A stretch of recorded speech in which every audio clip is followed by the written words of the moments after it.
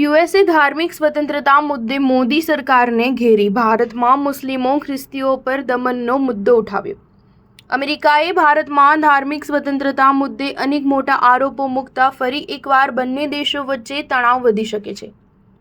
અમેરિકાના વિદેશ મંત્રાલયના 2023ના ધાર્મિક સ્વતંત્રતા અહેવાલમાં ભારત વિશે વાહિયાત વાતો કરવામાં આવી છે। રિપોર્ટમાં ધર્મ પરિવર્તન સંબંધિત કાયદો હેડ સ્પીચનો ઉલ્લેખ કરાયો છે અને મુસ્લિમો તથા ખ્રિસ્તીઓ સહિતના લઘુમતીઓના મકાનો તથા પ્રાર્થના સ્થળ તોડી પાડવાનો આરોપ મુકાયો છે।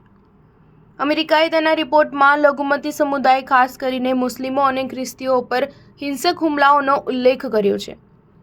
સાથે જ યહૂદીઓ અને મુસ્લિમો વિરુદ્ધ દુનિયાભરમાં વધતી કટ્ટરતા સામે ચિંતા વ્યક્ત કરી હતી। અમેરિકાના વિદેશ મંત્રી એન્ટની બ્લિંકને વાર્ષિક રિપોર્ટ રજૂ કરતા કહ્યું કે ગાઝા યુદ્ધને કારણે અમેરિકા સામે યહૂદી વિરોધી ભાવના અને ઇસ્લામોફોબિયા જેવા પડકારો ઊભા થયા છે। જ્યારે અમેરિકાના રાજદૂત રશદ હુસૈને ભારતીય પોલીસની પણ આકરી ટીકા કરતા કહ્યું કે ભારતમાં ખ્રિસ્તી સમુદાયના લોકોએ જણાવ્યું કે સ્થાનિક પોલીસે ધર્માંતરણ પ્રવૃત્તિઓના આરોપ મૂકીને પ્રાર્થના સ્થળોએ અડચણો પેદા કરી।